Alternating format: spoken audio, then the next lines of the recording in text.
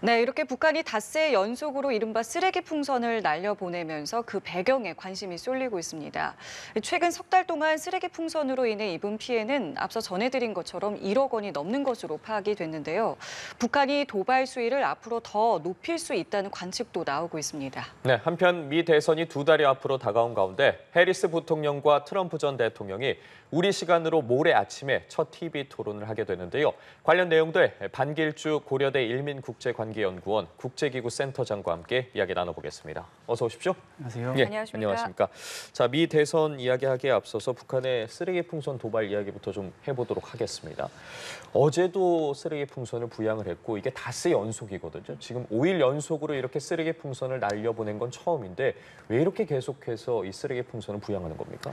크게 이제 두 가지로 짚어봐야 될 것 같아요. 첫 예. 번째는 이번에 5일이나 연속적으로 오물풍선을 보낸 것에 대한 의미와 그 전반적인 포괄적인 의미를 따져봐야 될 것 같은데 먼저 그 따져보면 오물풍선을 살포하기 시작한 지 벌써 15차례가 넘어가기 때문에 북한이 처음에 의도했던 그 효과가 반감되고 있다라고 판단했을 수가 있어요. 그러면 그 효과를 지속하기 위해서는 방법을 좀 달리 해야 되는데 그게 이제 첫 번째로는 강도를 높이는 겁니다. 강도를 높이려면은 오물풍선 수를 이제 많이 하는 방법이 있고 그다음에 길게 연속적으로 보내는 방법이 있겠죠.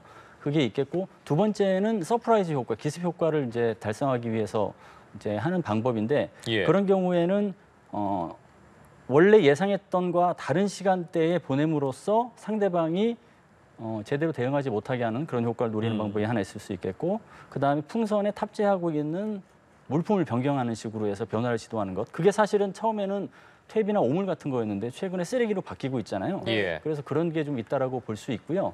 그리고 이 첫 번째와 두 번째가 지금의 어떤 그 변화된 의도가 있는 것을 반영한다고 보고요. 앞으로는 이 심리적 차원에서의 오물풍선 도발이 물리적 도발과 연계될 가능성. 그게 이제 변화를 하는 데 있어서 북한이 시나리오로 반영했을 가능성이 굉장히 높다고 보여집니다. 그런 게 있고 전반적으로 오물풍선이 지금 3달 이상 장기화되고 있기 때문에 과연 무슨 의도가 있느냐 이것을 이제 함께 짚어볼 필요가 있는데 첫 번째는 민간 단체가 대북 전단을 이제 보내는 것에 대한 그 대북 전단 효과를 내야 되는데 네. 북한에서 대북 전단을 보내게 되면 한국 국민들이 북한의 실상을 다 알잖아요. 대남 전단을 통해서 믿을 만한 내용이 없어요, 사실은. 그러니까 한국 사회에 어떤 여러 가지 어려움을 조성해서 괴롭히기 식으로 해서 대북 전단을 상쇄시키려고 하는 목표가 있다라는 게 이제 하나가 있을 수 있고요. 두 번째는 가성비 차원에서 일단은 비대칭적으로 도발할 수 있는 수단을 확보한다. 즉 심리적으로 하지만 이것을 기폭 장치를 통해서 쓰레기를 터지게 하는 게 아니고 자폭 기능을 이제 실으면 그게 이제 도발이 되잖아요. 이제 물리적 도발이. 그렇죠. 예, 그래서 이제 그것까지 고려해서 가성비 높은 도발 수단을 지금 차근차근 확보한다. 그게 있고요. 마지막으로는 한국의 대북 정책의 변화를 시도하기 위해서 강압하는 측면이 있는 것이죠. 그래서 그 전반적으로 오물풍선의 어떤 시나리오, 그다음에 셈법 이런 것을 조밀조밀하게 따져서 대책을 마련해야 될 것 같습니다. 예, 알겠습니다. 조금 전에 이제 북한이 이 쓰레기 풍선을 날려보내는 이유에 대해서 이제 3가지로 간략하게 말씀해 주셨습니다. 하나는 우리 측에서 그러니까 민간 단체가 보낸 대북 전단 때문에, 그다음에 가성비 측면에서, 그다음에 또 하나는 이제 대북 정책에 대한 어떤 반발의 의미로 이제 3가지를 말씀해 주셨는데 각각에 대해서 좀 궁금한 것이요. 이 대북 전단 때문이라고 한다면 즉각적으로 좀 보내야 되는 것이 맞다라고 저는 개인적으로 생각하는데 생각보다 좀 텀을 두고 했다라는 점이 좀 의아하고, 가성비 측면이라 하셨지만 사실은 그래도 이게 또 비용이 들지 않겠습니까? 이 부분에 대해서는 좀 어떻게 봐야 되겠습니까? 첫 번째 이제 말씀하신 부분은 오물풍선, 쓰레기풍선이 한국에 미치는 파급 효과, 부정적인 파급 효과가 크려면 이제 기습 효과가 있어야 되는데 한국에서 예측 가능한 시간대에 보내면 기습 효과 달성이 안 되기 때문에 시간 지연을 통해서 좀 주목을 덜 할 때 오물풍선을 날리면 그 효과가 있을 것이다. 기습을 위한 그렇죠, 거네요. 그렇죠. 전략이네요. 서프라이즈, 예, 서프라이즈를 항상 가동시키거든요, 공식에. 그래서 그게 있는 거라고 이제 보여지고요. 두 번째는 가성비 측면에서는 ICBM을 생각해 보면 오물풍선은 정말 지금 작은 가격이에요. 더군다나 지금은 심리전 차원에서 쓰레기만 넣어서 보내지만 거기에 자폭 장치를 해서 물리적 타격 효과까지 있는 것을 염두에 둔다고 하면 잠재성이 있는 도발 수단이잖아요. 그렇죠. 그것까지 고려한다면 가성비 측면에서는 북한에서 신경을 쓰고 있는 게 맞다라고 보고 가성비 차원에서 무기체계 많이 개발하고 있잖아요. 드론이 대표적인 건데 거기에 연장선이 있다고 봅니다. 예, 문제는 그렇다면 북한이 도대체 언제까지 쓰레기 풍선을 이렇게 날려보낼까라는 부분인데 지금 오늘 저희가 앞서 보도를 통해서 전해드린 것처럼 북한 정권 수립일인 구구절입니다. 일각에서는 오늘을 계기로 인해서 북한이 도발 수위를 조금 더 높일 수 있다라는 예측도 나오고 있거든요. 혹시 도발 수위를 높인다면 어떤 도발을 저희가 좀 대비하고 있어야겠습니까? 우선 오물풍선은 북한 정권이 단기적으로 끝내는 게 아니라 정치적 전략적인 그 계산을 염두에 둔 것으로 보여요. 장기화되고 그 수량도 늘리는 거 보면 그렇게 보면 장기화될 가능성이 이제 높다고 보고요. 예. 그런 차원에서 구구절하고도 연동되는 측면이 분명히 있다고 봅니다. 지금 구구절은 정주년이 아니기 때문에 대규모 열병식까지는 하지 않잖아요. 그럼에도 불구하고 북한 정권의 존재감을 과시할 필요는 있어요. 그러려면 뭐 어떻게 해야 되냐? 두 가지가 될 수 있는데 도발 혹은 무력을 과시하는 거다. 근데 네. 도발을 통해서는 저강도인 오물풍선 도발한 것이고 그다음에 무력을 이제 과시한 측면은 ICBM 이제 그 참관해서 ICBM을 과시하는 행보로 보였잖아요. 예. 그다음에 김정은이 또 신형 해군 기지 만들어지는 곳에 가서서 거기 또 그 지도하는 모습을 보여줬고 그런데 무력 과시 측면이 있는 것이죠. 그래서 그런 것들이 오물풍선이 살포되는 시기와 동기화된 시간대에 있었다는 거. 그게 이제 복합 도발의 측면이고 앞으로 그렇게 될 가능성이 높다고 보고요. 그런 거라고 본다면 이미 도발은 그런 방향으로 지금 진행되고 있다고 봐야 되고 예. 좀 더 가시적인 도발의 가능성이 뭐가 있냐고 본다면 저는 이제 전통적인 도발 플러스 알파를 봐야 된다고 봐요. 전통적인 도발은 기존에 했던 접경지대 GP, GOP 도발, 그다음에 목함지대 도발, 특히나 이제 비가 많이 온 시절 같은 경우에는 목함지대 도발의 선택지가 좀 높아질 수 있기 때문에 그런 게 있고 서해 뭐 이런 도발이 있고 플러스 알파는 뭐를 생각해야 되냐면 드론을 통해서 서해 NLL에 좀 다른 형태로 NLL 무실화라든가 그 아군 혹은 민간인 살상 피해가 되도록 하는 그런 선택지 그런 게 이제 굉장히 우려되는 대목이기도 예. 하고 그리고 오물풍선하고 연계된다고 하면 앞서 말씀드린 것처럼 단순하게 기포장치를 통해서 쓰레기를 널리 투하하는 것을 넘어서 특정 지역에 대한 타격, 자폭장치를 통해서 예. 그것까지 도발할 가능성이 있는 것이죠. 알겠습니다. 그러니까 다양한 이제 가능성을 좀 열어놓고 우리도 대비를 해야 된다는 말씀이시고, 자 이번에는 주제를 좀 바꿔보겠습니다. 미국 대선 이야기 해볼게요. 미국 대선이 11월에 있으니까 이제 60일도 채 남지 않았습니다. 여론조사로 지금의 상황을 좀 살펴보면 그동안 이제 해리스 부통령이 좀 앞선 여론조사도 있었는데. 뉴욕타임스가 최근에 발표한 여론조사를 보니까 트럼프가 오차 범위 내에서 우위에 있더라고요. 지금 어떤 이 움직임을 어떻게 좀 분석하고 계십니까? 저는 거품, 즉 반짝 효과가 사라지고 실제 실력 대결이 이루어져야 되는 판이 만들어졌다 그렇게 봅니다. 그 반짝 효과는 트럼프 진영과 해리스 진영 모두 다 어떤 그 이익을 봤던 효과죠. 근데 순서적으로 보면 트럼프 진영에서 컨벤션 효과 포함해서 먼저 받고 그다음에 해리스 진영이 나중에 봤어요. 그래서 거품 효과 혹은 반짝 효과의 어떤 그 긍정적 파급 효과가 좀 더 많이 최근까지 있었던 게 해리스 진영이고, 근데 이제 그 거품이라는 게 사라지니까 이제 원래대로 이제 구도 대결로 다시 만들어지면서 네. 초박빙으로 이제 만들어지는 기세라고 보고요. 여기에서 또 이제 트럼프에게 약간 그 좀 부정적이었던 요소가 겉어지는 측면이 있어요. 첫 번째는 입막음으로 이제 돈을 지급하면서 유죄 판결까지 났던 사건이 실제 이제 재판 결과는 대선 이후로 연기됐잖아요. 그래서 사법 리스크가 사실상 거의 뭐 이제 대선 전에는 없는 것처럼 돼버린 게 이제 호기로 작용한 측면이 있고, 두 번째는 로버트 케네디 주니어가 트럼프를 지지하면서 투표 용지에서 이제 삭제하는 요청을 했는데 거기에서 이제 경합주 세 곳에서 승리를 했어요. 이거는 트럼프에게 이제 호기로 작용하는 거죠. 그러니까 거품 효과 사라진 것과 동시에 트럼프에게는 호기로 작용하니까 초박빙 승부라는 원점으로 돌아왔다. 그렇게 봅니다. 예, 지금 아무래도 이렇게 지지율이 박빙이다 보니까 양측이 우리 시간으로 11일에 열리는 TV 토론에 상당히 신경을 많이 쓰고 있습니다. 해리스 부통령 같은 경우에는 지금 5일부터 별다른 공식 일정을 잡지 않고 TV 토론을 준비하고 있다고 하고, 반면에 트럼프 전 대통령 같은 경우는 유세 일정을 이어가고 있거든요. 앞서 뭐 바이든 대통령과 이미 한 차례 TV 토론 경험이 있어서일까요? 아마 궁금한 부분들이 있는데 양측이 지금 준비하는 모습도 좀 차이를 보이고 있는 것 같습니다. 이 부분에 대해서는 어떻게 좀 평가하고 계십니까? 준비의 차이는 개인 스타일의 차이와 개인의 경력의 차이에 있다고 봅니다.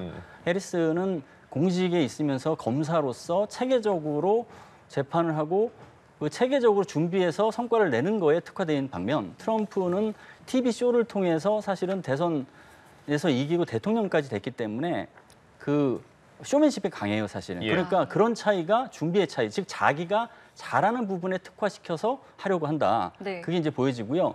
어쨌거나 미 대선 토론은 크게 두 가지로 귀결될 거라고 봐요. 첫 번째는 정책전, 두 번째는 심리전이에요. 네. 해리스 진영에서는 정책전에서 이제 승리하기 위해서 더 승부를 걸 거고 트럼프는 심리전에서 승리하기 위해서 승부를 걸 것이다. 그런 이제 개인의 성향과 경력의 차이가 준비의 차이로 이루어지고 그 다음에 미 대선 토론에서 어디에 주안점을 두어야 될지에 대한 포인트의 차이로 이어진다. 저는 그렇게 보고요. 다만 이번 대선은 트럼프 진영이든 해리스 진영이든 두 가지 측면에서는 똑같다고 볼 수 있는데 첫 번째는 선례 효과. 즉 미국 대선 토론이 한 후보의 낙마까지 이루어졌던 측면에서 과거와는 다른 대선 토론의 위상이 있어요. 그 선례 효과가 있기 때문에 그렇군요. 이게 예. 얼마나 중요한지에 대한 인식을 같이 하고 있다는 거. 두 번째는 지금 초박빙 승부기 때문에 6곳에서 7곳 정도의 경합주가 어느 일방의 우위가 없는 상태에서 결국 이 대선 토론이 중도층의 표심을 잡는데 중요한 영향을 미칠 것이다라는 측면에서 각자가 잘하는 방식으로 어떻게 승부를 걸 것이다라는 측면에서 준비와 그다음에 결과를 예측해 볼 수 있겠죠. 말씀하신 대로 결국엔 내가 제일 잘하는 걸 이제 가지고 나온다는 말씀이신데 그러면 구체적으로 좀 어떤 전략을 가지고 나올 것 같으세요? 어떤 모습을 저희가 좀 볼 수 있을 것 같으세요? 해리스 진영에서는 그런 것 같아요. 지금 해리스 진영 쪽에 결집한 부분, 특히나 이제 공화당마저도 해리스 진영으로 결집하는 부분은 미국식 민주주의를 살려야 된다 이거거든요. 그거를 이제 결집하는 거기 때문에 민주주의를 지켜낼 수 있는 검사의 모습을 강조할 것이라고 보여지고 트럼프는 미국의 부를 지켜낼 기업가를 강조할 것이라고 봅니다. 이제 그렇게 본다고 하면 거기에서 극복해야 될 이제 과제가 거꾸로 또 있다라고 봐야 돼요. 해리스 부통령 입장에서는 아직 실력 검증이 안 된 후보다라는 그런 인식을 떨쳐내야 되는 게 있는 것이고 트럼프 같은 경우는 민주주의를 지켜낼 수 있는 그런 지도자이기도 하다라는 것을 또 어필해야 되는 부분도 있는 것이거든요. 그래서 그 단점을 극복하면서 자신의 장점을 어떻게 내세울까가 굉장히 중요한 단초가 될 것이라고 보고요. 이 와중에서 분명히 그 심리전은 많은 부분 작용할 것 같아요. 왜냐하면 트럼프 같은 경우는 대선 토론을 이미 해봤고 네. 그 상대방을 심리적으로 압박하는 데 능하기 때문에 그것을 파고들 것이라고 보고 해리스는 그것을 준비하고 있을 거라고 봐요. 그것을 심리적으로 같이 대응할 것이냐 아니면 정책적으로 아주 완성도 높은 어젠다를 들고 나와서 그것을 이제 무력화시킬 것이냐 이런 이제 그 승부수가 있겠죠. 말씀해주신 부분에 대해서 조금 더 깊이 들어가 보면 사실 해리스 부통령 같은 경우에 아킬레스건으로 계속해서 지적이 되어왔던 게 지금 경제랑 국경 문제 아니겠습니까? 트럼프 전 대통령 같은 경우에 계속해서 어쨌든 인신 공격을 하고 있고 내부에서도 좀 그런 부분들의 방향성을 바꾸라고 이야기를 하고 있는 상황에서 이번 TV 토론에서 트럼프 전 대통령이 과연 이런 인신 공격이라고 해야 될까? 이런 부분에 좀 더 치중을 할 것인지 아니면 전혀 이런 부분을 배제하고 말씀해주신 그런 부분들을 강조할 것인지도 관전 포인트가 될 것 같아요. 어떻게 보십니까? 비방전하고 인신 공격에 대한 이제 공화당 내부 또 캠프 내에서의 주문이 있었고 그리고 트럼프는 그것을 완전히 묵과하지는 않았거든요. 약간 예. 수용하려는 태도를 보이긴 했는데 일단 유세장이라든가 이렇게 나가면 이제 본인의 개인 성향이 또 나오는 거예요. 비방전하고 인신 공격. 그리고 그거는 개인의 성향도 있지만 그러한 비방전을 통해서 바이든을 상대로 대세 어떤 그 론을 이어갔다라고 그게 사실은 통했다라고 판단하는 것 같아요. 그래서 그게 어느 정도는 있을 것 같지만 그럼에도 불구하고 트럼프가 내세울 수 있는 즉 미 국민을 결집할 수 있는 일부 국민을 결집할 수 있는 어젠다에서 앞서가는 게 있거든요. 말씀하신 게 이제 경제와 그 이민을 말씀하셨는데 경제 같은 경우는 이제 관세 폭탄 매기는 거죠, 사실은. 중국 특히 중국을 대상으로. 그리고 이민 정책에 대해서 좀 단호함을 보이는 거. 이거는 이제 정책적으로 승부수를 던지되 그 외의 정책에 대해서는 정책 정책적인 승부가 아니라 심리적인 승부를 볼 가능성이 높다 그렇게 봅니다. 근데 지금 공화당의 어떤 내부 움직임을 좀 보면요. 공화당 유력 인사들이 트럼프가 아니라 해리스 부통령을 지지하는 이제 모습도 있고 또 니키 헤일리 유엔 대사 같은 경우에는 나는 트럼프 대통령 전 대통령을 도울 준비가 됐는데 요청을 받지 못하고 있다 이런 이야기들을 좀 하고 있거든요. 공화당 내 움직임과 트럼프 전 대통령은 지금 어떤 생각을 하고 있는 걸까요? 공화당 내 반트럼프 인사는 크게 두 가지로 분류를 할 수 있는데 트럼프는 싫지만 그렇다고 해리스를 지지할 수는 없다라는 게 하나 있고 예. 트럼프가 안 되고 해리스 안 되지만 그래도 트럼프가 안 되게 하기 위해서라도 해리스를 지지해야 된다. 전자의 경우는 공화당하고 민주당하고의 정치 차이가 너무 크기 때문에 뭐 총기 소지 그다음에 이민 정치 너무 차이가 크기 때문에 그 정책적인 측면을 고려해서 해리스 지지만 안 된다고 하는 건데 후자의 경우는 민주주의를 위해서 해리스를 지지해야 된다. 단지 반 트럼프를 넘어서 이거거든요. 그런 기류 속에서 그래도 니키 헤일리 같은 경우에는 이번에 그 컨벤션 때도 굉장히 그 트럼프를 지지하면서 여러 가지 이제 서포트를 많이 했어요. 근데 이제 본인이 역할을 하고 싶다라고 신호는 하고 있는데 트럼프가 그 신호를 수용하지 않는 것은 그런 것 같아요. 일단 지금의 구도가 트럼프에게 이렇게 수세가 너무 이제 절박해서 모든 사람의 도움이 필요하다는 측면에 생각을 안 하는 것 같아요. 즉 니키 헤일리 없이도 지금 구도를 끌고 갈 수 있다가 하나가 있고 두 번째는 경선 때 앙금이 있었잖아요. 예. 그 앙금이 불식되지 않은 상태에서 니키 헤일리에게 어느 역할을 주면 대선에서 승리하게 되면 정부의 역할을 줘야 되잖아요. 그렇게까지 할 필요는 없다라는 얘기가 있는 것 같고 다만 그 얘기를 거꾸로 생각을 해보면 지금 뭐 대선 토론이든 그 이후에 두 달간의 대선 유세를 거쳐서 트럼프가 다시 수세에 몰리는 상황이 된다. 그러면 니키 헤일리를 포함해서 모든 인사에게 다시 협력 요청을 강하게 할 필요성을 느끼겠죠. 그러면 니키 헤일리가 등장할 가능성도 배제할 수 없습니다. 다가오는 TV 토론을 비롯해서 앞으로의 판세가 어떻게 될지 좀 살펴봐야 할 것 같은데 북한의 풍선 도발부터 미 대선 레이스까지 오늘 짚어봤습니다. 반길주 고려대 일민국제관계연구원 국제기구센터장과 함께했습니다. 말씀 고맙습니다. 감사합니다. 감사합니다.